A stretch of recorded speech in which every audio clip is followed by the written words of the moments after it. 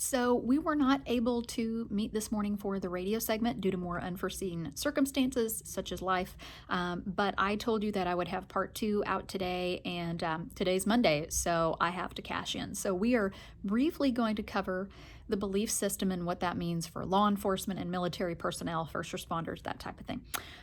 Generally speaking, there are two types of people in the world when it comes to trauma. Those that believe that the world is a fairly safe place, that folks will not hurt me, people can be trusted for the most part, that I'm not in danger.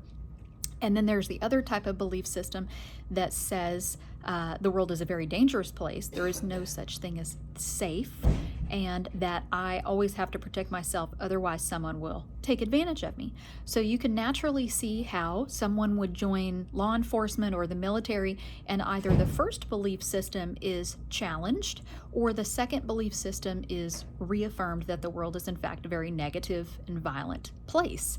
I am not saying by any means that the world is a safe place, because I don't believe that myself.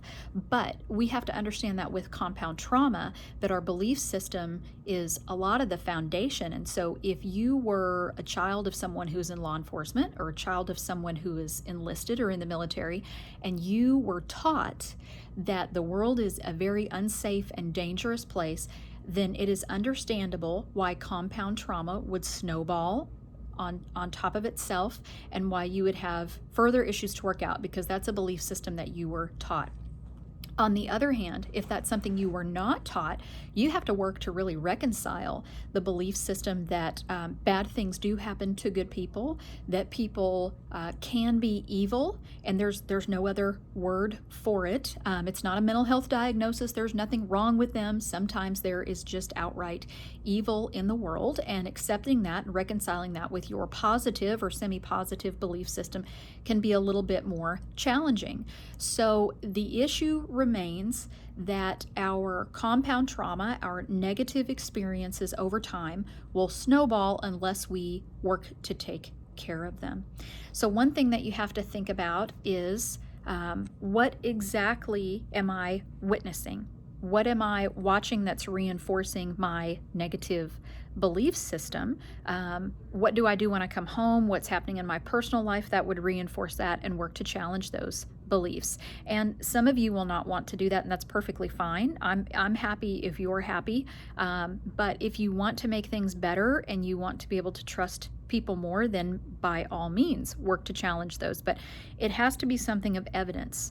What about that person is dangerous to me? It cannot simply be, I feel like he or she makes me uncomfortable. I feel like I can't relax around them. Your feelings are not evidence, despite what some groups or organizations may want you to think. Feelings are not evidence. Evidence is evidence. So if you think about it as if you have to argue your case in a court of law, you need to be able to present yourself with evidence that something is dangerous or unsafe. In other words, the man in the mask looks scary. The man with the knife is probably a bad guy.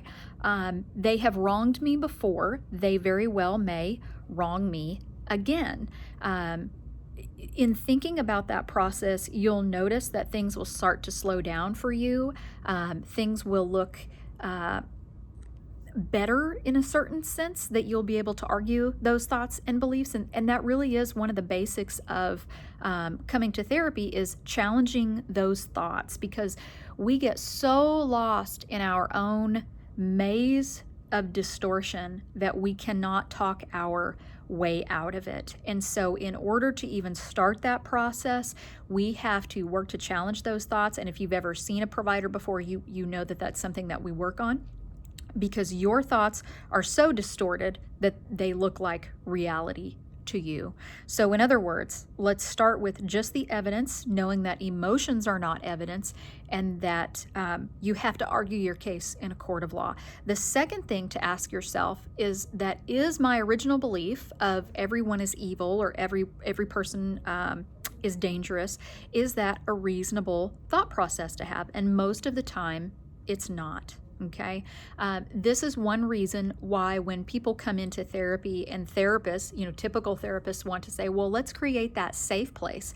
For a lot of you, there is no safe place that exists, even in your own mind. And so if you are working on mindfulness and you struggle with that, please, let's take the word safe out of there, replace it with the word secure, and think about it as if it's an AOR, or area of responsibility. Because even in a war zone, even in the most violent, towns in America, Chicago, for example, there's still an area of responsibility that is secured where you can go. So if you can create an AOR in your mind, not necessarily a safe place, but an AOR in your mind, then that would be of benefit to you to help calm yourself down and work on some mindfulness techniques. So hope that was helpful. Sorry for the delay and unforeseen circumstances, but we'll get back to it next week. Take care. Bye-bye.